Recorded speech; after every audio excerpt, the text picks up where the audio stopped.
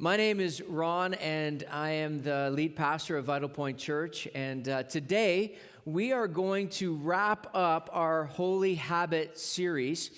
And we're going to be talking about something that I know is going to cause a little bit of discomfort for us. It's going to actually cause a little bit of us to, part of us to kind of feel like, oh boy, maybe I missed a piece of this. So I'm going to talk about our last holy habit.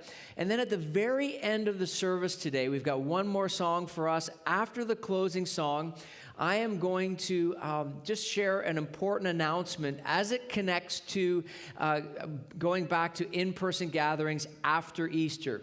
So Easter, we're going to be gathering in our facility at Poplar Hill, and we've got the 3 services. You need tickets for that, obviously, but yeah, post-Easter is what we're going to be talking about at the end of the service. All right, so today, I want to wrap up our Holy Habit series by talking about listening prayer. Listening prayer. Prayer is something that oftentimes we misunderstand, and we actually come to it with a false understanding about what is prayer. So, for example, if you and I were to sit down at a coffee shop and we were to have a coffee together, and I would say to you, listen, describe to me what you believe prayer is. You would say something like this.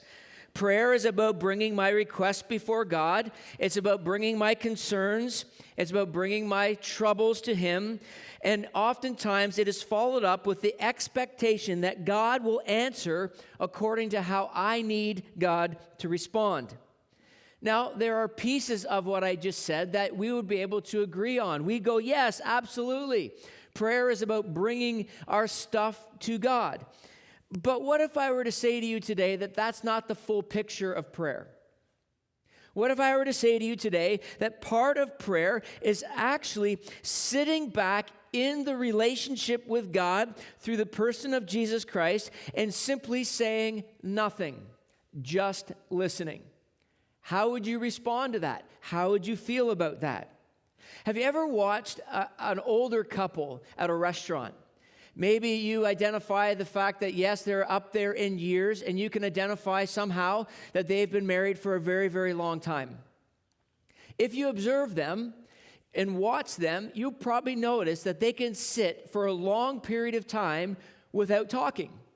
I've often watched couples like this and thought to myself, how do they do that? They're at this nice, fancy restaurant, and they're not talking. Sometimes I've thought, did they come to the end of all conversation? Did they come to the place where they've talked about everything and they've got nothing else to talk about? Well, you and I probably both know, if we were pulled back the layers, that they have actually got to a place in their marriage where they're comfortable with the silence. They have this ability to be in that space without words. The reason why I know that is because my wife and I will be married 31 years this June. And as we look at our lives and our marriage, I can see those moments where I can identify with, say, that older couple at a restaurant. Desiree and I can go on a long drive. We can go away on vacation, and we can travel 4, 5, 6, 10 hours, and we can drive, and we can go for long stretches of time in silence. Why? Because we have grown comfortable just simply listening in the space without even words. Without even words. See, the reason why I wanted to wrap this Holy Habit series up with listening prayer is because I believe that listening prayer is absolutely essential for your journey of faith. For your journey of faith, no matter where you find yourself in your exploring of faith or looking to grow in your faith, listening prayer is absolutely essential to the formation of your relationship with Jesus. There's a phrase that we've been using in this conversation over the past number of weeks. It is this: to be deeply formed into the image of Jesus in order to reflect His glory. See, we believe as a church that our lives are to be transformed by God. That we are to be informed by Jesus, but then transformed in our relationship with Him. That every aspect of what it means to be human will be directly influenced and formed by Him and the power of the Holy Spirit. So your relationships, your marriage, your relationship with your kids and your neighbors, it actually informs and forms how you spend your money, your sex life, your social media life. Every part of who you are becomes transformed by him. I would say this and go as far as to say this to you, that if you are a part of Vital Point Church, this is what we want to see happen in your life. We want to see this unbelievable, beautiful, vital relationship with God through the person of Jesus to transform you. If you're looking at Vital Point Church, and maybe this is your first time here online, and you're just kind of curious about the new location, you kind of heard about it, someone told you about it, they shared maybe on their Facebook today, and you're watching and you're observing. This is what we want to see happen in your life. We want to see this unbelievable, vital relationship blossom into something that is absolutely beautiful. There's a verse that this guy named the Apostle Paul wrote that this whole series has been kind of couched in. It's 2 Corinthians chapter 3, verse 18. Listen to what it says. So all of us who have had the veil removed can see and reflect the glory of the Lord. And the Lord, who is the Spirit, makes us more and more like him as we are changed into his glorious image. How beautiful is that? How wonderful it is to know that God desires to do this in our lives, that when the veil is lifted, we can see and we can reflect the glory of God as we become more and more like him. Now, check back into listening prayer for a moment. As we continue the conversation about listening prayer as a holy habit, as an embodiment of listening prayer, means this, that we will prioritize time where we sit in the presence of Jesus and we plug into that relationship to be transformed by him, but it also means unplugging from the world. Let me describe what I mean by this, because too oftentimes we get this a little bit confused and we're a little bit uncertain as to what this means. When you think about the world, what you begin to realize, there's sort of three aspects to the world. You could look at it from a creation aspect. You could look at it from the beauty and the wonder of creation. You can look at the world through the lens of humanity, humanity being created in the image of God. But you can also see the world as a system that runs in contradiction to how God intended us to live, that is under the influence of the evil one. And what happens sometimes in a journey of faith is that we get ourselves, sometimes unaware, plugged into that value system, and that value system begins to shape and form how we live. Listening prayer takes us from that place of plugged into that and plugs into the precious relationship and the intimate relationship with Jesus and the power of the Holy Spirit so that our lives are patterned after him. Now, one of the most amazing moments that I want to take you to is in the life of Jesus is with two sisters and Jesus and some disciples that paint a beautiful picture of what we've been talking about. I want to take you to it. Some of you are probably familiar with this section in Luke chapter 10. Others of you maybe not so much. So I want to read it for us, and then we're going to draw some truth from it for our lives. Let me read the whole section and then take a look at it. It says this: As Jesus and his disciples continued on their way to Jerusalem, they came to a certain village where a woman named Martha welcomed him into her home. Her sister, Mary, sat at the Lord's feet, look what it says, listening to what he taught. But Martha was distracted by the big dinner she was preparing, and she came to Jesus and said, Lord, doesn't it seem unfair to you that my sister just sits here while I do all the work? Tell her to get up and help me. Martha's a little bit bold here. She's going to go and tell Jesus what he needs to do and what he needs to say to Mary. But then the Lord says to her, my dear Martha, you are worried and upset over all these details. There's only one thing worth being concerned about, and Mary has discovered it, and it will be not taken from her. This is an incredible moment. And there's a temptation when we read this to do the comparison between Martha's busyness and Mary's seemingly laziness. And we would be tempted to begin to compare the two, and we'd probably get a little bit judgy against Martha for being so busy. But I believe there's something more happening here. See, when the author of this describes this moment, and there's a reason why he wrote this word in listen, is because Mary was lost in the presence of Jesus. She was fascinated by his presence. Jesus was in the house, and she wanted to know more about him and more about what it meant to actually follow Jesus. And so she sits at his feet in fascination of who he is and the presence of who he is. I mean, I wonder if that's a piece that oftentimes we miss in our journey of faith.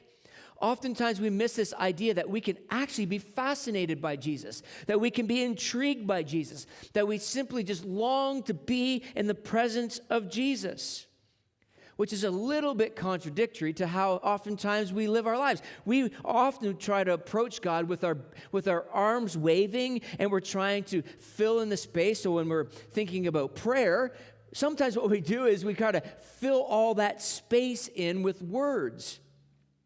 And we try to look impressive to God. And what we see in this moment is that God doesn't care about that. Through the person of Jesus, we get to know who God is.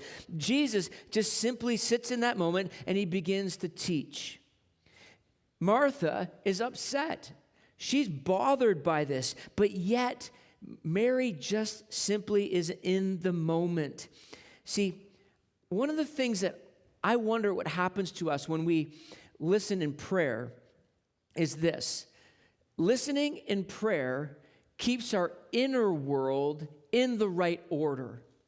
See, if we think about the world and the pressure of the world, and Paul, who wrote 2 Corinthians, also wrote this book called Romans, talks about this idea of being transformed in the renewing of our minds in Romans chapter 12. And then he says, but the world wants to push us into a particular mold. If we are to free ourselves from the tension of our inner world and our outer world, then we must be prepared to set aside the time to make sure that our inner world is in order. And part of how we do that is through listening prayer. It's taking a check on the inside. See, it is very possible that we can have all the pressures of the outer world and we can look calm and collective and put together, but inside we're frantic. Inside it feels like we're falling apart. Inside it just feels like there's this ball of tension and it's ready to explode. Listening prayer says, I am going to slow my inner world down so that I am not overwhelmed with the outer pressures that come at me. Like there's so much pressure in our social media world. Whatever platforms we're on, there's so much incredible pressure to build your platform, get the likes, get the shares, get the comments. And oftentimes what happens is that creates a panic inside of us, and that it will only create distance in our outer world. Think about the relationships that we have. Like there's times where, full confession here, we did confession a few weeks ago in this Holy Habits. A bit of a confession. I sometimes can be overwhelmed with social media. I can find myself drawn to it at times. And what that does, it creates tension between me and my wife. We've been, married for over 30 years, and there's still sometimes that distance that it's created. And actually, side note, this is for free. I've been shutting my phone down at 8 p.m. every night, and I pick it up at 8 a.m. the next morning. I've been on a run of about 2 weeks doing this, and I'm still working on it, but 8 p.m. to 8 a.m., I shut it down. Why? Because I didn't want my inner world and my outer world to be at tension. Mary just simply sits and listens. I came across this great story about Mother Teresa. Mother Teresa was asked one time in an interview about prayer, and the interviewer said to Mother Teresa, what do you talk about when you pray? And Mother Teresa responded with this, I don't talk, I simply listen. How amazing is that? And then the interviewer was a little bit unsure of what was happening, and so the interviewer pushed a little bit more. And asked, well, what is it that God says to you when you pray? She responded, oh, he also doesn't talk. He also simply listens. Isn't that incredible? I mean, so oftentimes we think it's all about the talking, and I wonder if there's times where God just looks at us and says, I wish you would just stop talking. Would you just stop talking and just listen? So I have a granddaughter. I haven't talked about her, I don't think, in a while in a message, so I got to bring her in. She's 14 months old now. She was born just before the pandemic. And she's 14 months old. And I got to tell you, this human being is amazing. Like, she is just such a joy. We absolutely love her. Matter of fact, last night she slept over. And so I got up this morning to see the smiley little face of a 14-month-old. I cannot wait for the day when this little one comes running in my house and runs up to me screaming, Grampy, and throws her arms in the air, and I get to scoop her up and I get to hold her. But here's one thing I do know. I do know this, and no, I've never been a grandfather before, but I have been around little kids. There is going to come a day where little Tatum is going to talk too much. And I'm going to have to say to her as her grampy, Tatum, can you please stop talking? Can we just sit here in silence? And I can just hear her little voice, just tap, tap, tap, tap, tap, tap, and I'm going to be going, Tatum, can you please be quiet? I wonder if God does that to us sometimes. God's just looking at us going, would you please just be quiet? Because I just want to be in the space with you. See, listening prayer does something very interesting to our perspective of God and our relationship with Jesus. It's this, is it moves God from a transactional God to a relational God. This is where many people get in the weeds of faith, where they have a misunderstanding. Matter of fact, this week, recently, I had a conversation with someone through Facebook Messenger about this. Like, just this real time, just happened recently, where someone reached out to me and said a loved one has walked away from their faith because their prayers are never answered. And I realized this is where we get in the weeds a little bit. We come to prayer with an expectation of a transactional God, where God is like, we pull the lever, we rub the genie in the bottle, and poof, we get our 3 wishes, and we approach God like this. And many people will walk away from faith because they don't believe that God is listening. They don't believe that God is answering their prayers, when simply all it might be is transitioning our thought from a transactional God to a relational God. Because the truth is, God desires to be in relationship with you. He simply just wants to be in that relationship. How powerful is that, to understand this truth? Matter of fact, we're coming up to Easter, right? We're coming up to Easter in a few weeks. Or in a week. This is a beautiful example of how God desires to be in relationship with you. That the Son of God, Jesus, he came to this earth, was born at Christmas as a baby, and then grew up and went to a cross, was buried in a tomb, walked out of that tomb 3 days later. Why? Because God wanted to be in relationship with you, and he wanted to be in relationship with me. He didn't want to be your transactional God. He wanted to be your relational God. And the beauty and the wonder of the relationship just sitting in that space. Remember the old couple in the restaurant? How they can just be in that space and just be with one another. The world would make us believe that we must perform for God, and all God says is, that doesn't impress me, just sit in this moment. Mary demonstrates this for us. Mary reveals for us a beautiful, powerful example of what it means to just simply listen. Just simply listen. You know, one of the things that has struck me in the last few weeks, as I have been thinking through our holy habits and the embodiment of these habits, is I've begun to realize how important this is. Because I pray.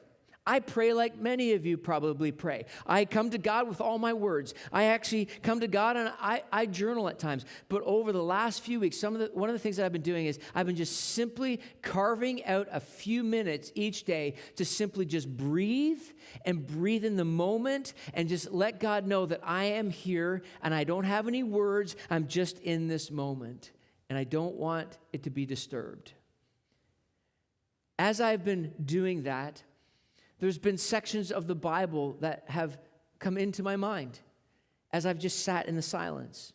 There's a psalm, Psalm 37, that I want to give to you today that I believe will be a powerful truth for you as we reflect on this idea of listening. Psalm 37, verse 5, 6, and 7, it says this: commit everything you do to the Lord.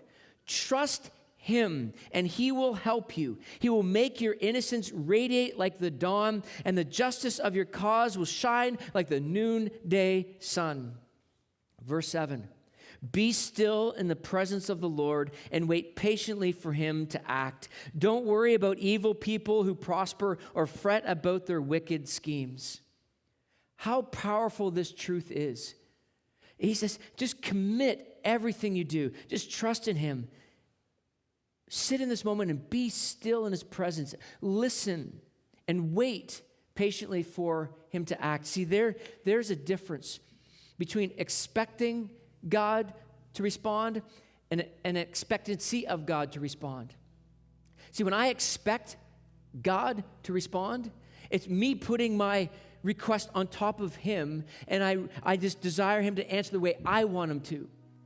But what if it's more than that? What if it's about the expectancy of just sitting still in the moment with anticipation that God will act when God sees best?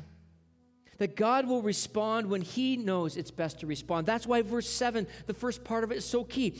Be still in the presence of the Lord and wait patiently. We don't wait very often, do we? I know I can be impatient. There's things that are going on right now in my own personal world. There's things going on in the life of the church, and I sometimes get impatient, but I've recognized something. That when I sit in silence prayer, I begin to realize that I'm not God and God is God. Because sometimes we believe we are God and that we have full control over everything. The truth is we don't. And when we sit in silent prayer, we are allowing Him to do what He does best. So 2 things as we close, before we go to our closing song and our big announcement at the end of the service. 2 things. First of all, I want to encourage you, set aside some time this week, 5 minutes. Do it twice this week, 10 minutes in total. Just listen and just sit in the moment and just say, God, I'm here. I'm here listening. I'm here listening. And the second thing is this coming week, we've been advertising this now for a number of weeks. We've been advertising Monday through Friday this coming week, 7 a.m. prayer time on Zoom. You can get it through vitalpointchurch.com.